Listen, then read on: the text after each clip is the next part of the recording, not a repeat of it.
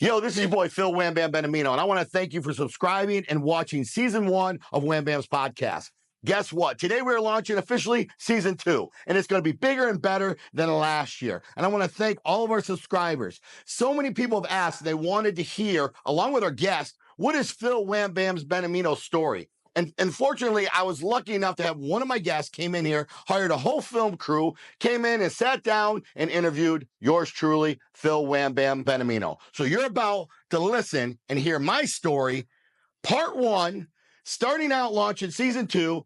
Grab your popcorn, sit down, relax, and you might want to grab a box of tissues too, and enjoy. Welcome to a very special edition of the Wam Bam podcast, which is going to kick off Season 2. Now, obviously, I'm not Phil Wam Bam Beniamino. My name is Justin Borgman. I had the privilege of being on the Wam Bam podcast a few months ago. And in my experience being on the podcast, having known Phil for about 16, 17 years, I noticed in my interview that Phil was asking me a lot of questions about myself that I wanted to know about Phil. And I thought to myself, well, wait a minute, Phil, you are interviewing all these ordinary people who do extraordinary things. Who's going to interview you? You have a really extraordinary life of your own. So you, the viewer, get to experience what that is like from Phil's point of view, how he grew up, what his aspirations were as a kid, and what his aspirations and his dreams and his hopes as an adult, where he is now in his life. We're going to go over all that and lots more in this very special edition, kicking off Season 2 of the Wam Bam podcast. Join us.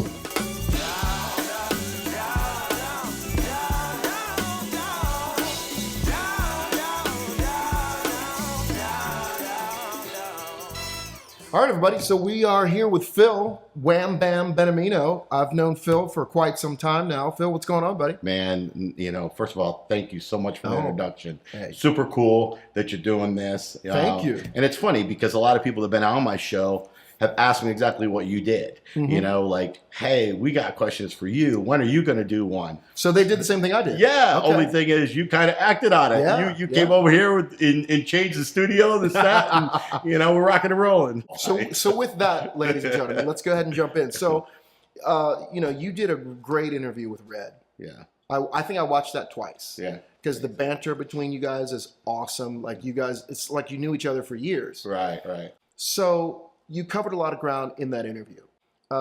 We've talked a lot about your past. You've talked a lot about your past. You've achieved success, but you've also reached a lot of goals as far as, becoming a parent. You are a mentor to a lot of people in your life.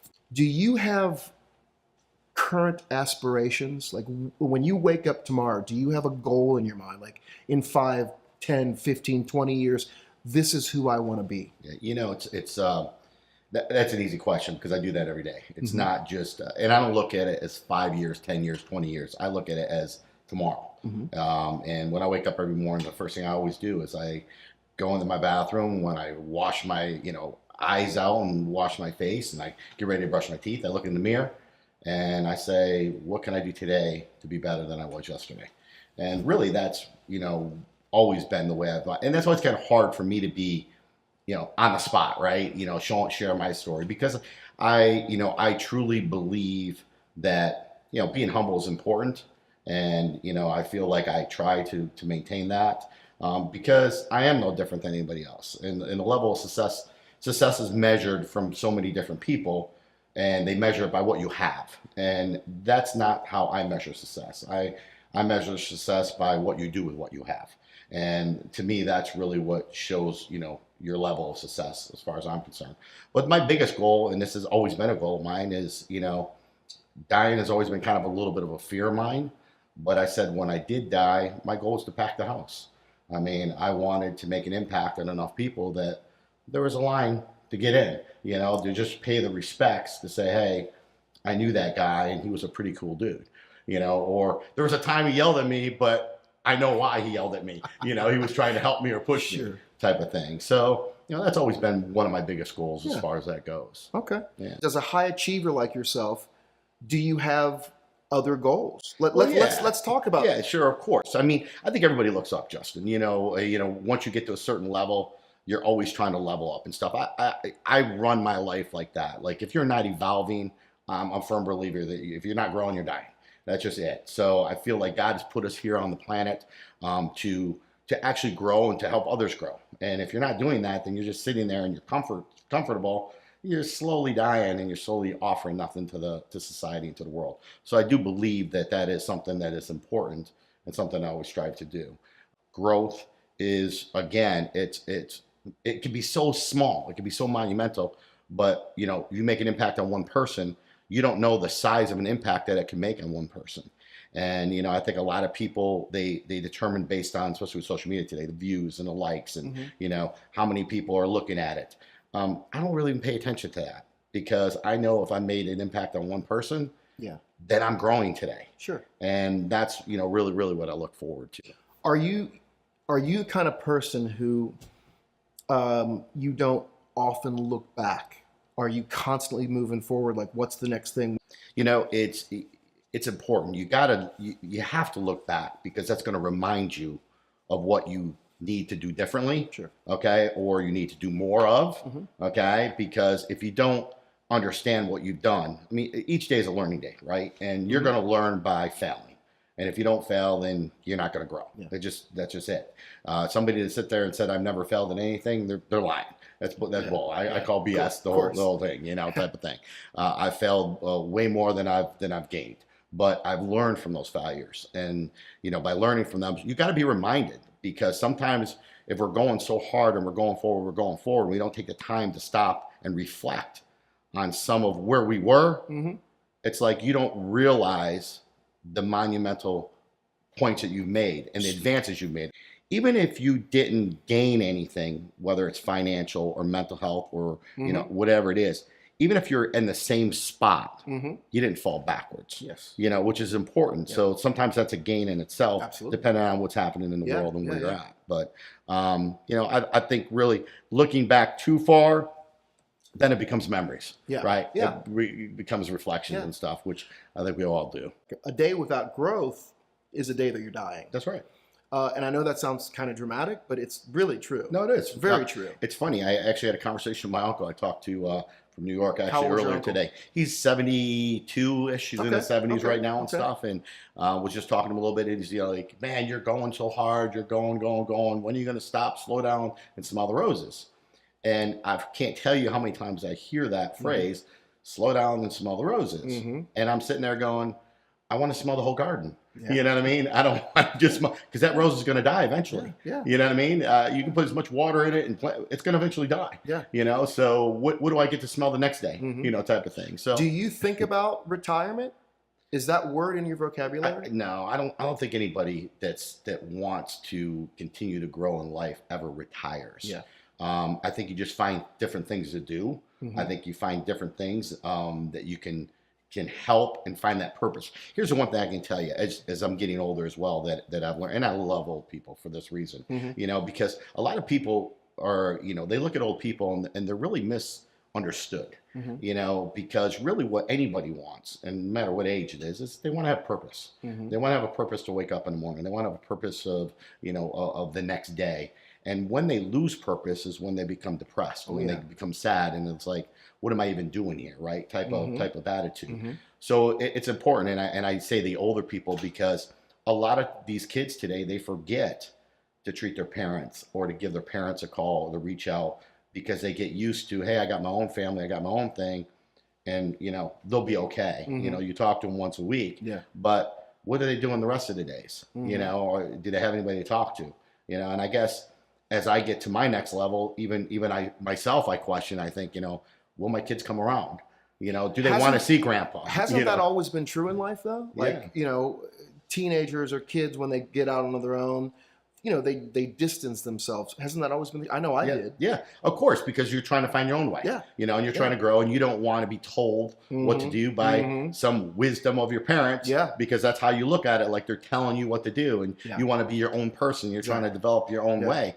But when you really stop and you think back on it, like I think back on my conversations with my dad and even my mother to this day, what they're sharing, is knowledge. Of course. Of experiences that they have way more than me. Even me, I talked to my uncle, I said he's in his 70s. he's got 20 years on me, Exactly. type of thing. So Exactly. why wouldn't I listen to what he has to say? Now, granted, we may be going down different paths and time changes, Sure. and we have to adapt to the times, but you still listen because it makes a difference. Were you able to do that when you were 20? Probably not. Yeah. Probably not. When I was 20, I think I was trying to find me. Yeah. And I think as a young man, unfortunately, I mean, at 24, I had a child, type of thing, and I was a single dad and fighting for that. Went through a lot of, challenges in my earlier 20s, but I think that's what made me who I am today. Yeah. For So sure. I don't look back and have any regrets. Yeah. But, would I have changed some things? Even to this day. Back then, I would have said yes. I would have changed a lot of things. Yeah. But today, I look back and I say, no, I wouldn't have changed a thing because I turned out to be what I am today because of it all. Because of those things. You know what I mean? Well, let me segue that into a question that I was going to ask a little later, but you're kind of touching upon it now. If you could spend 5 minutes to go back in time and sit down with 20-year-old Phil, wherever he was in life, you walk into a room, you have 5 minutes with that 20-year-old. What would you say to him? First thing I'd say, stay out of Hooters, okay? Because he went to Hooters, and that's where I got a girl knocked up and ended up having a baby and stuff. But it turned out to be a great lesson. So I honestly, I don't have any regrets. Yeah. I couldn't really say anything. The one thing I will say is I wish that I didn't listen or I didn't allow other people what they said to affect me. I think sometimes, my heart gets in the way of things. It's okay if people don't like you. I've learned that throughout the years. Not everybody's going to agree with you. Sure. Not everybody has to like you. But for some reason, that always bothered me. You know what I mean? It bothered me because I didn't understand what did I do wrong? Like, okay, you don't like me, fine, but what did I do wrong to cross that line, right? Type of thing. So I think that would be probably the only thing I could really look back and sit in a room and say, don't allow somebody to say something to you that affects your attitude and how you feel about it. Nothing else? That's it? That's all you would say? I think so, because I know wouldn't where I am today. Well, you wouldn't tell 20-year-old Phil maybe, hey, get in this a little bit early. Don't spend all your money. Oh, I mean, put your money here. Of course. I mean, with the knowledge and stuff. That's what I'm saying. Oh, yeah. You got 5 minutes. Oh, yeah. I mean, I would simply say, live small. Yeah. Live within the means. I always have a rule, and I tell these kids today, because kids today, they don't learn this stuff in school.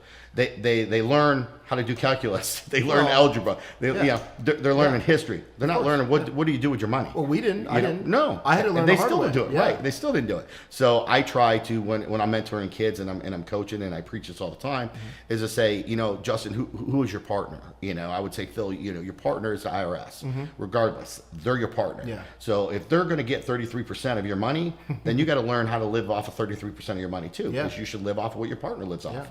And then the rest of the money is what you do, and you start developing into what I call small-term investments, long-term investments. And I always say, so I got a 30-30 rule. So IRS going to get 30%, you play with 30%, you live off of 30%. Well, you got 40% left. 10% we put into, an emergency fund, because you never know what something's going to break and you're going to need it. 10% we put into long-term investments. 10% we put in risky investments, and do things. And then 10% we got a fuck you fund.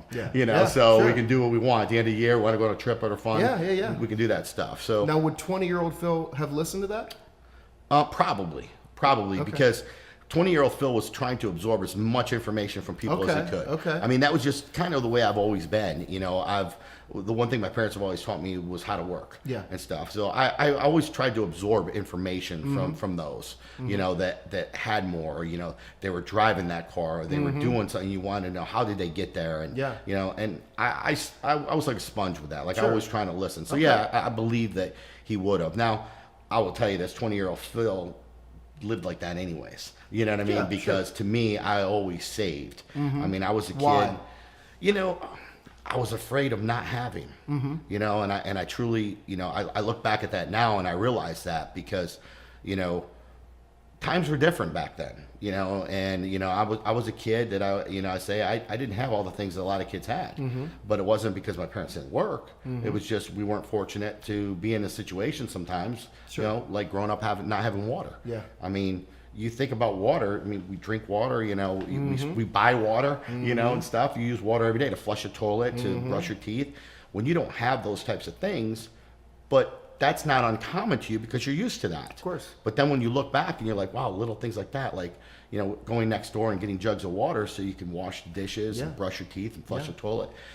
Because back in the day, you had to dig a well to be able to do those things. And, my parents would save up money, tens of thousands of dollars to dig a well. There was no guarantee that you were going to hit water. And if they didn't hit water, they didn't get the money back. Yeah. They'd have to save up again and try it again. And, I know we went through 3 or 4 different times before we finally hit water. Yeah. And then when we hit water, it turns out it was a smelly water. Sulfur. It was a sulfur water, yeah. Yeah. So then you had to spend even more money to get salt, salt things and machines. And how long did it take in between, when your parents saved that money? Yeah. It was about 10 grand? Yeah, 10, 11. Saved that money, and then they dug it, and it turned out there's no water here. What was the interval? How long? Oh, shoot, that was a year at least. So, okay. You know what I'm saying? Yeah, because, it's to try to save that kind of money. Back then. And, you got 2 kids and, you're just trying to survive, type of thing. But, so you were always a saver. Yep. And you saved because you didn't want to not have. So, in my opinion, when a kid grows up with maybe not having everything, their needs are met, but they don't have all the things they want. Right. Maybe they don't have the designer jeans or the right. Whatever. Those kids either go one of 2 ways. When they do get money, they blow it on all those things like, I deserve this because I didn't have it. Or they did what you did and were like, well, hey, maybe I should hang on to this so that I've got a reserve so I don't find myself in these situations. And I think that's a fundamental personality difference between people who grow up not having a lot and they have a choice to make. Now that they're in control, they're making money, they either go off the rails or they become savers. If you were to talk to my mom, she says, well, Juz, when you were born, we were poor, but I didn't think we were poor. Right, exactly. And hearing some of the stuff that you've told me about. Absolutely. So tell me about waking up and having to go do the farm. Oh man, we used to, before school, I used to wake up and go pick corn. And, it goes back to, me being a saver. Every day you went to work, they would give you a dozen corn to take home with you. So, I'm working at 3, 4 in the morning before school, picking corn. Then my mom would drop us off at school, pick us up afterwards, and then we'd go to strawberry patches and start picking strawberries, which I hate fruit. And I think that's probably one of the reasons why today, because I was always picking it. Sure. But I realized that, you didn't get paid by the hour. You got paid by how much you picked. Yeah. And, it was commission. Oh, yeah, that's what I'm saying. Once I found out that the more quarts I could pick, the more money I was going to get paid. What did you do with your money? Did you contribute to the family or did you keep it? Okay. Always. And that's, that's the one thing is I always tried to do something special that they didn't have. Yeah. You know what I mean? Yeah. So, for example, I remember saving up money to get my parents a weekend getaway at the Marriott.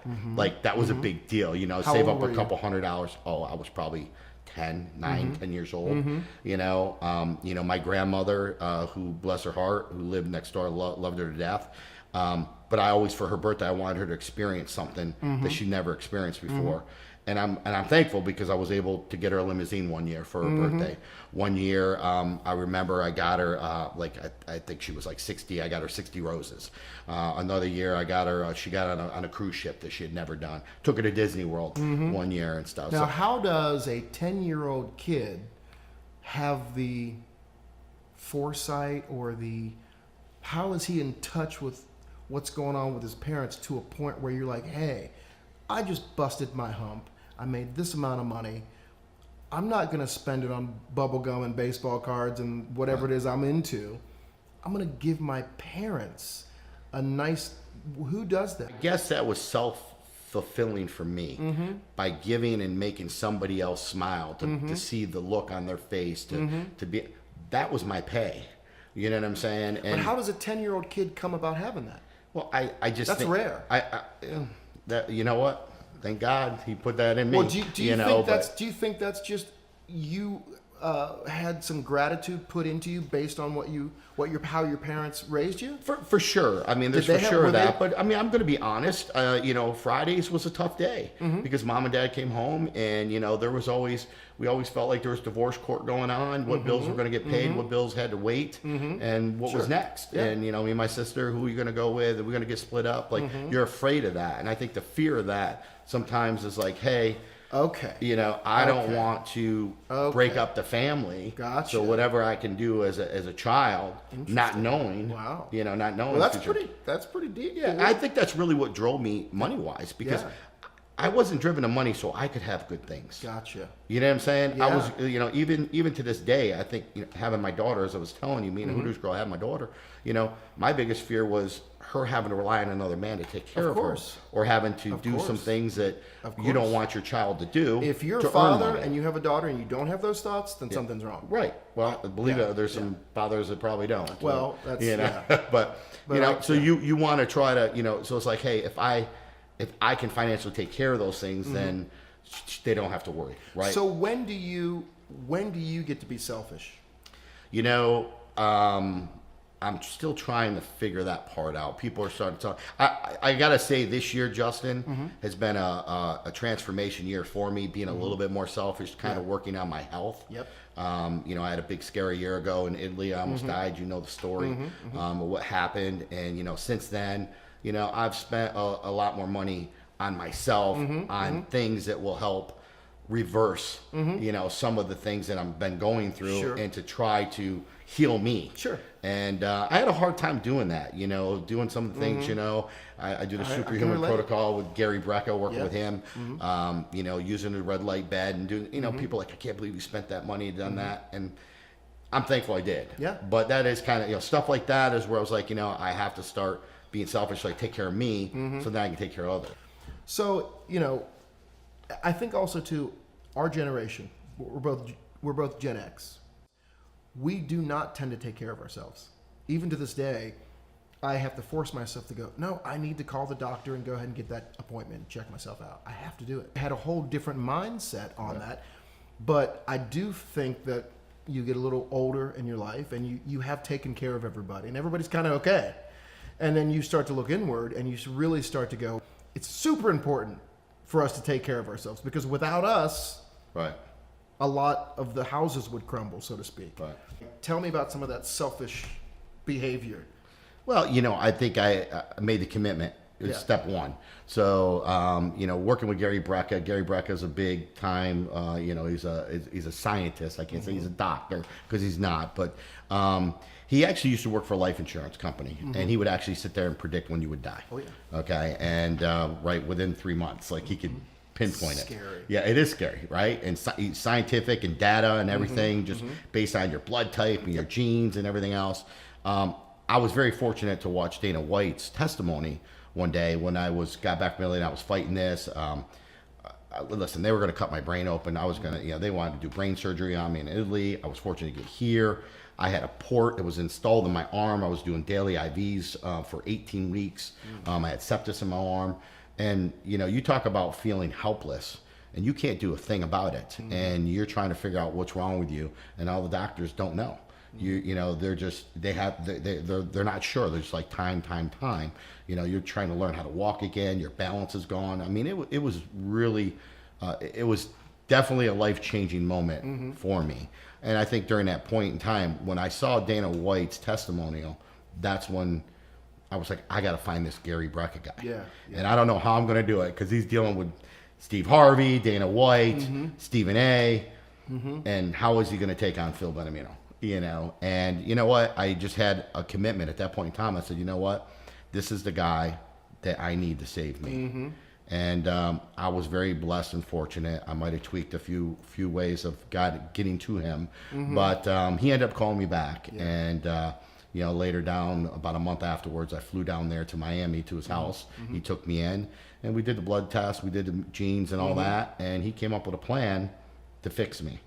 And he's like, if you follow my plan for 10 weeks, you're going to see a humongous difference. And it was a commitment. And part of that commitment, was to do other things that I didn't have to purchase a red light bed. Sure. I could have went outside and gotten the sun. I didn't have to purchase a PMF mat. I could have. There are alternatives. There are alternatives, for those that don't have the, but at that point I was like, time was a thing for me that I said, I have to value both, right?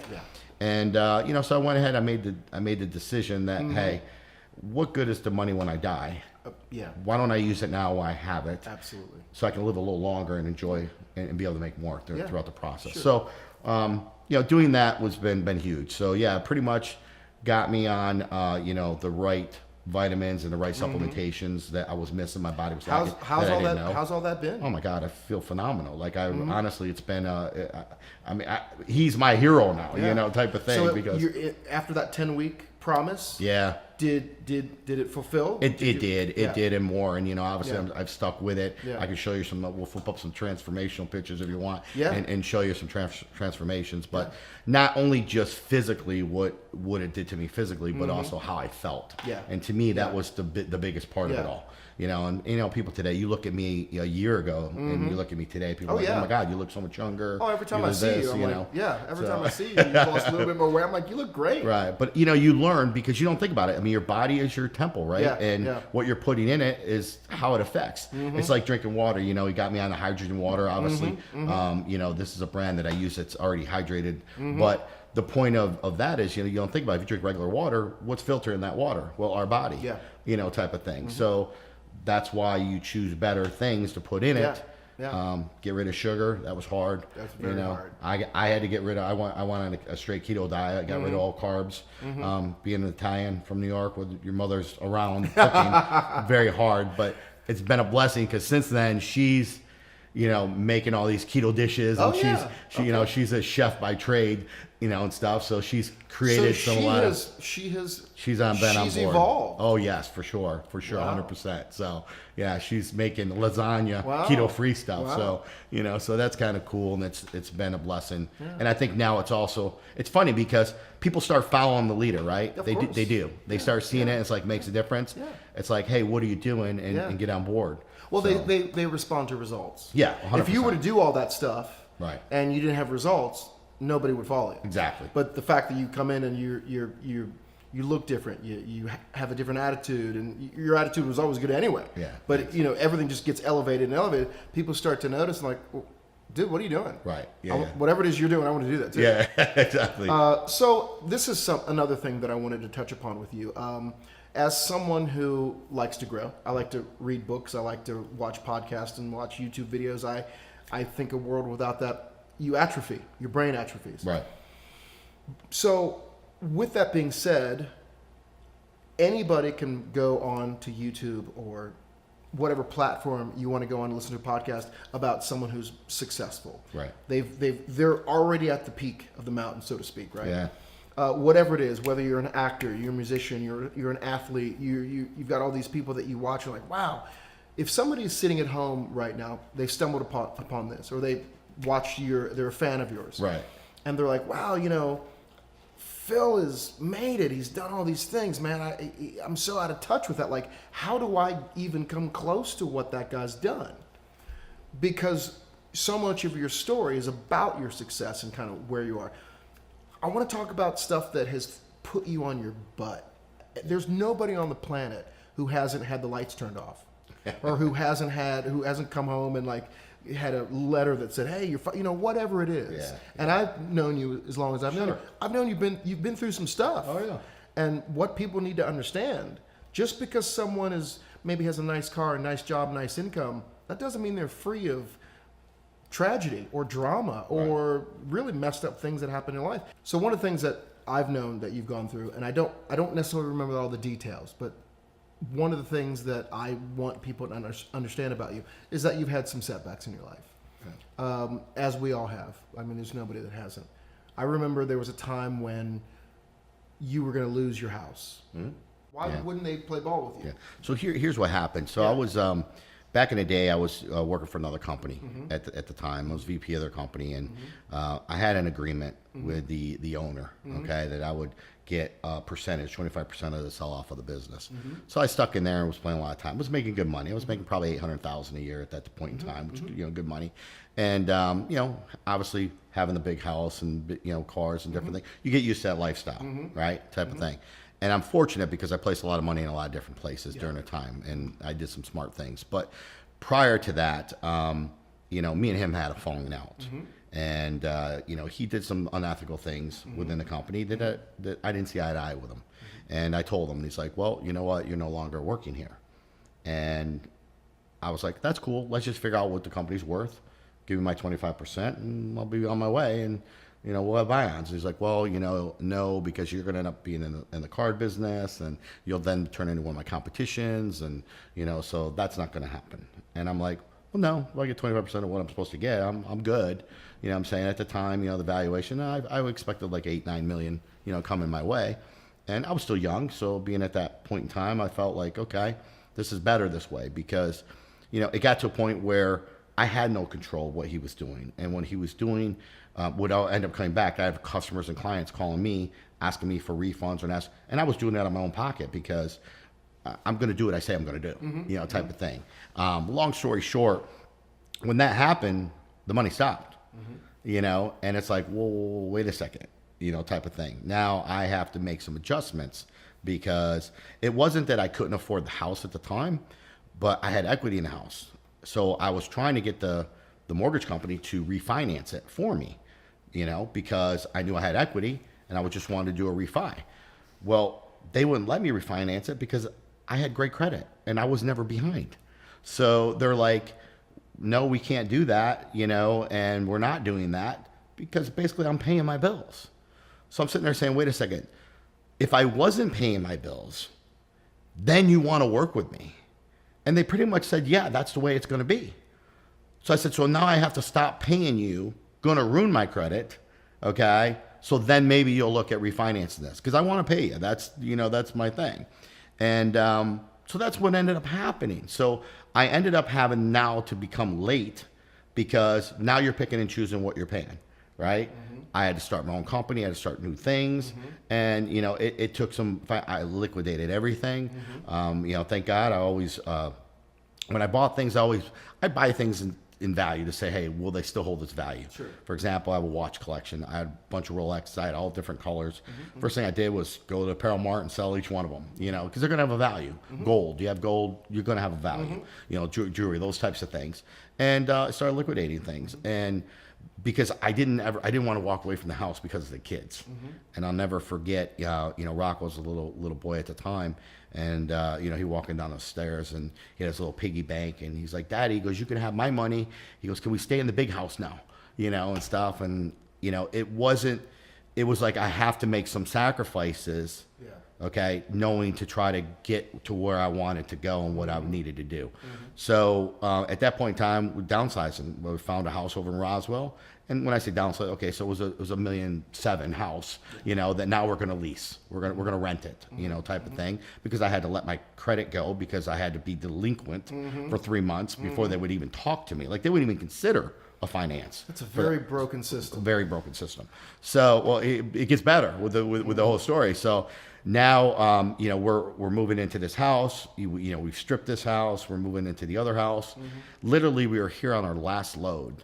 Me and my buddy Richie, who helped me with all this, and then the whole time I'm in tears.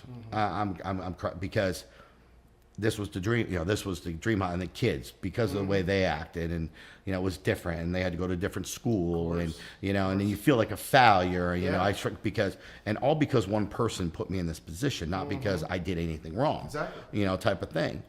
And the bank calls me up, and they said, "Hey, Mr. Beniamino, we decided we're going to go ahead and refinance your loan." To try to help you get the payments. How many months is this after you became delinquent? This is about 6 months after. Okay. 6 months after. And we literally had all TVs put up, the direct TV put on at the new house and everything else. Came here to the garage. I was literally in my garage. We were getting the very last load. And the bank's on the phone, and I dropped the phone. And I look at my buddy Rich, he goes, what's that? And I said, that's the bank. They said they're going to work with me. I get choked up.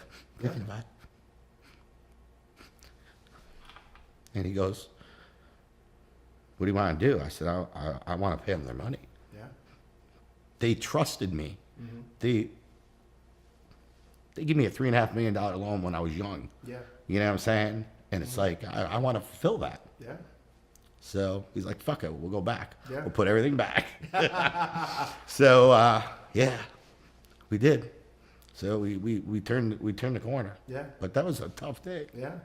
Sorry. I remember hearing from you, and I couldn't believe, because you had, we were talking, you were telling me all the nonsense they were putting you through. Yeah. And then you gave me that story. You said, Justin, we were on the last load.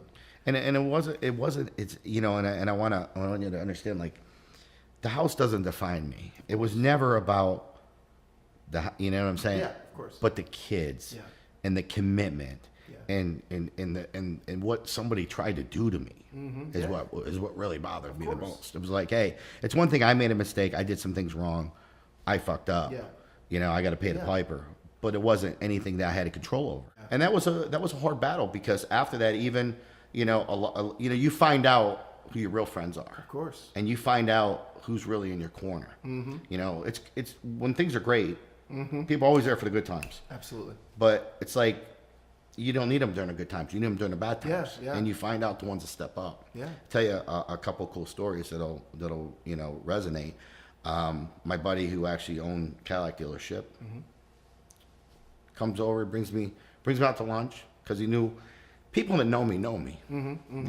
You're just going to tear me up, because I remember. I don't forget. Sorry, you might have to cut this. No, it's all right, buddy. But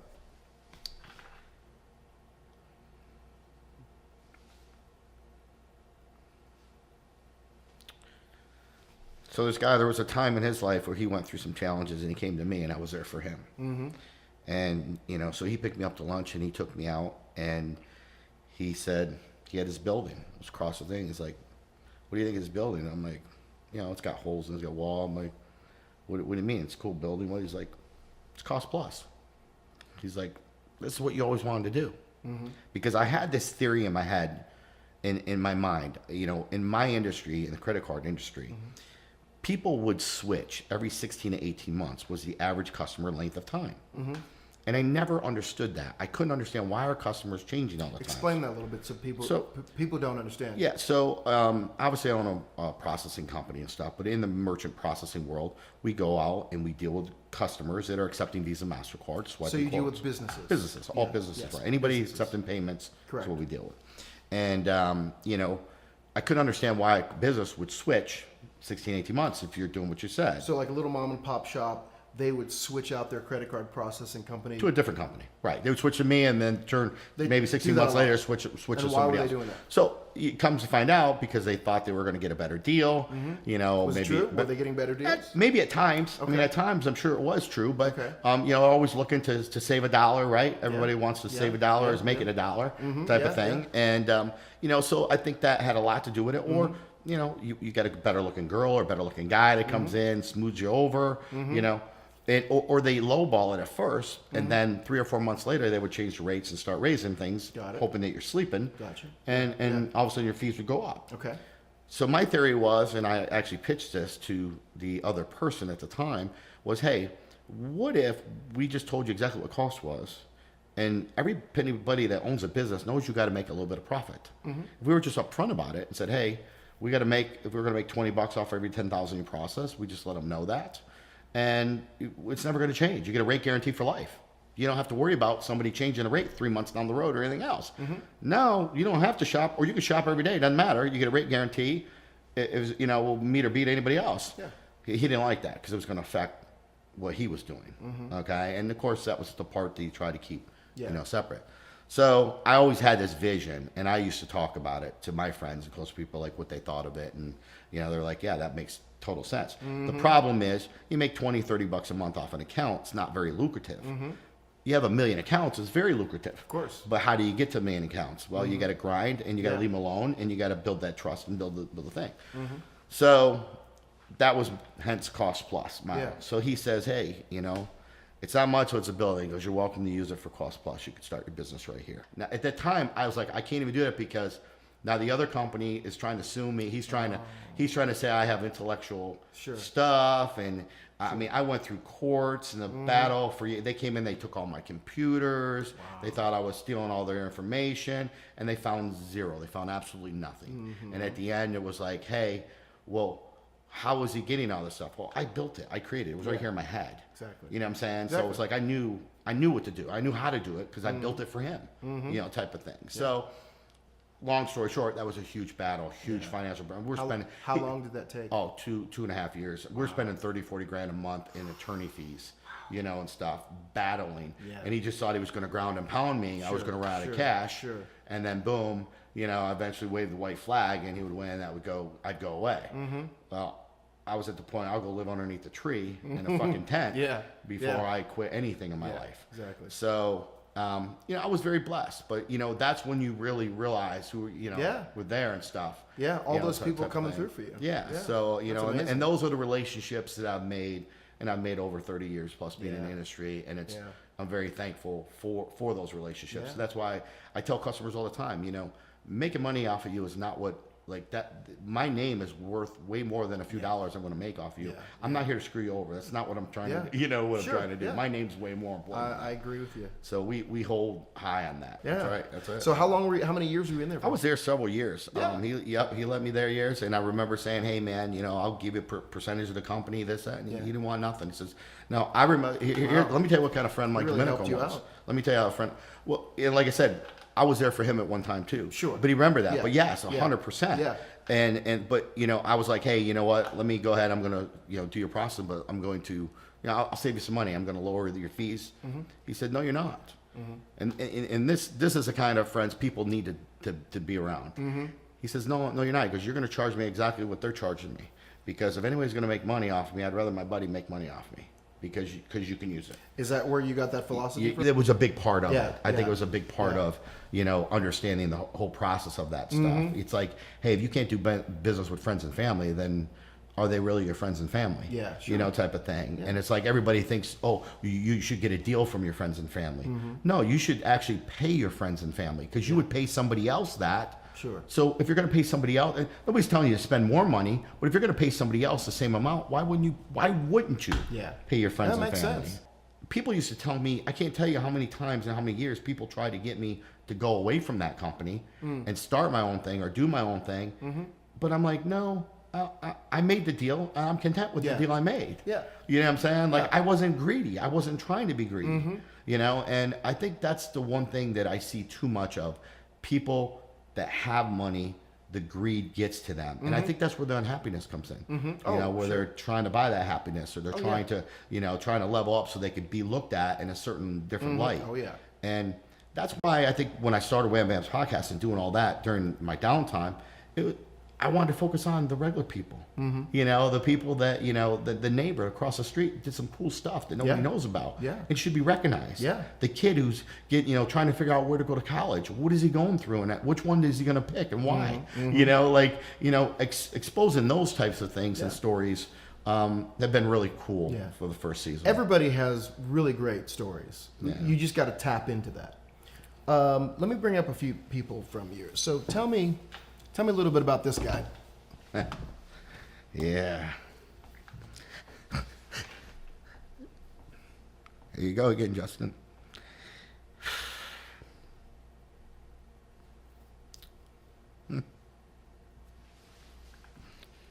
Fucker. What'd you do that for? That guy was my buddy. So, Ronnie Reyes passed away. 42 years old, heart attack. Family of 6 kids, wife. You guys are really close. He was your brother. I still grieve. Yeah. Because I probably didn't give him enough love that he deserved when he was alive. You don't think so? Were you hard on him? I didn't trust him. I was afraid. Mm-hmm. You know, and it was. What was the fear? There was a time in my life that trust was a hard thing. Mm-hmm. You know, I was going through the battles with the court battles and all that, Mm-hmm. starting Cost Plus, and he, you know, in the past had a past that, you know, wasn't great. Scared you a little bit? Yeah, but yes and no, because he wanted to be me. He wanted to change his life. He wanted to change. Here you go, bud.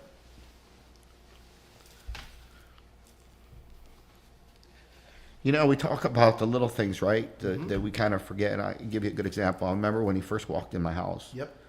And he looked around, and he made me remember and think differently. Yeah. He's like, dude, this house is like, look at the trim. Like, it's not normal. That's not normal trim.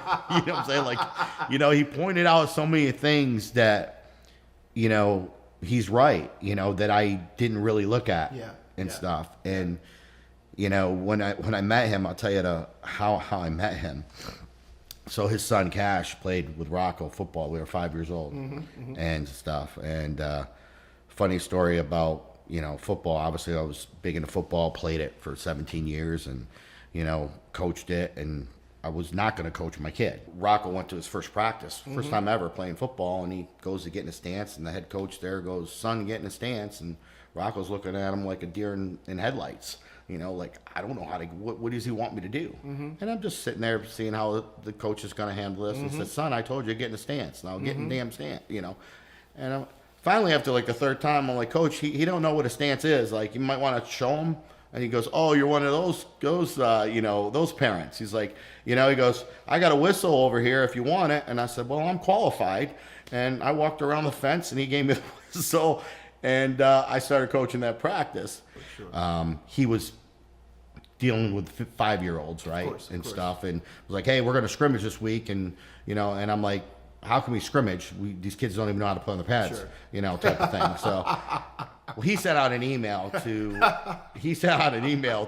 I didn't realize he sent out an email to all the parents, and I thought it was just an email to the coaches saying, "Hey, we're going to scrimmage this week," and I responded with something to that liking of how are we scrimmage, you know. Yeah. Well, I embarrassed him, which rightfully so, because it went to all the parents. Yeah, sure. I didn't know that. Yeah. Ronnie being one of those parents. Sure. So Ronnie, of course, stuck up to his defense because this guy's great in the community. He's done great things. Sure. You know, stuff good and you for the weren't kids. trying to be disrespectful. I wasn't trying to be disrespectful. I just didn't know. But I was the northern guy down here. Yeah. You know, at the time. Of course. You know, and here's this New Yorker coming in here and trying to tell us what to do. Right.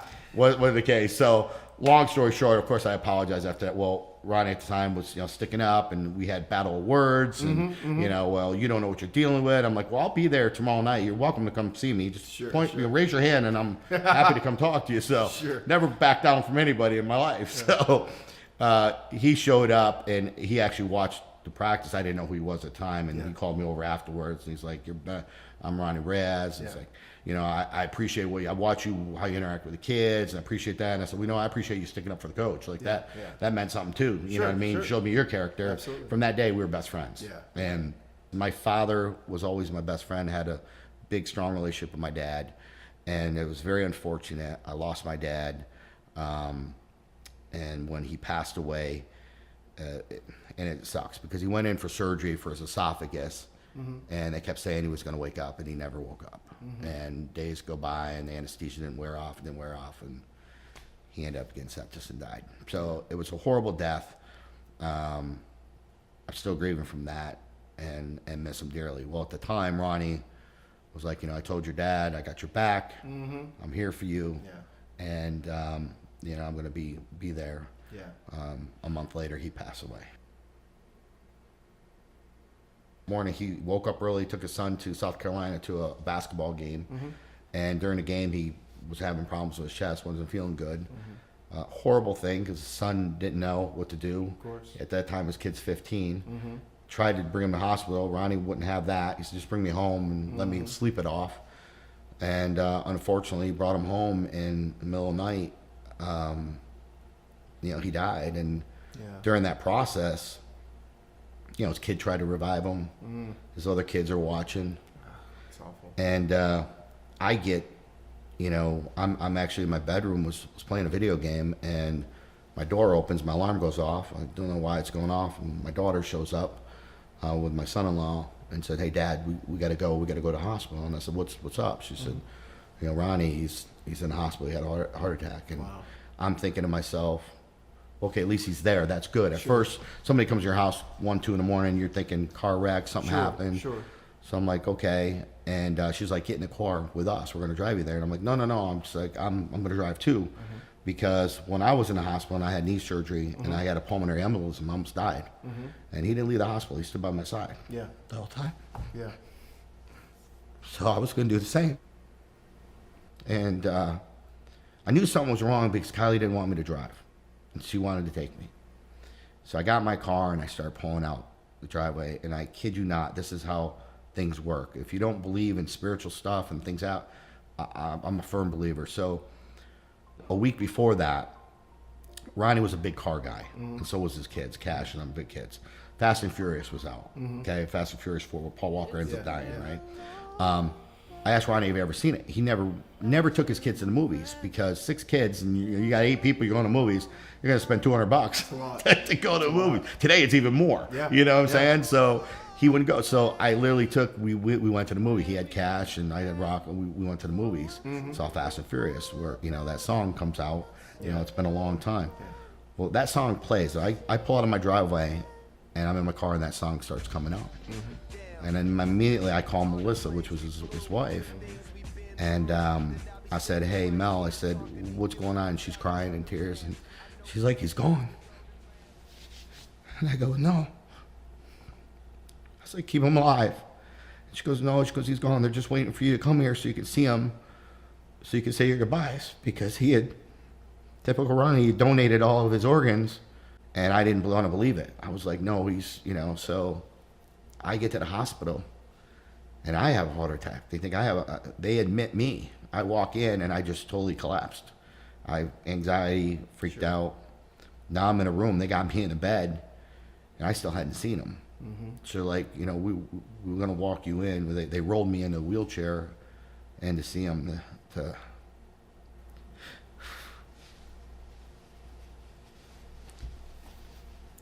say my goodbyes. So it was hard.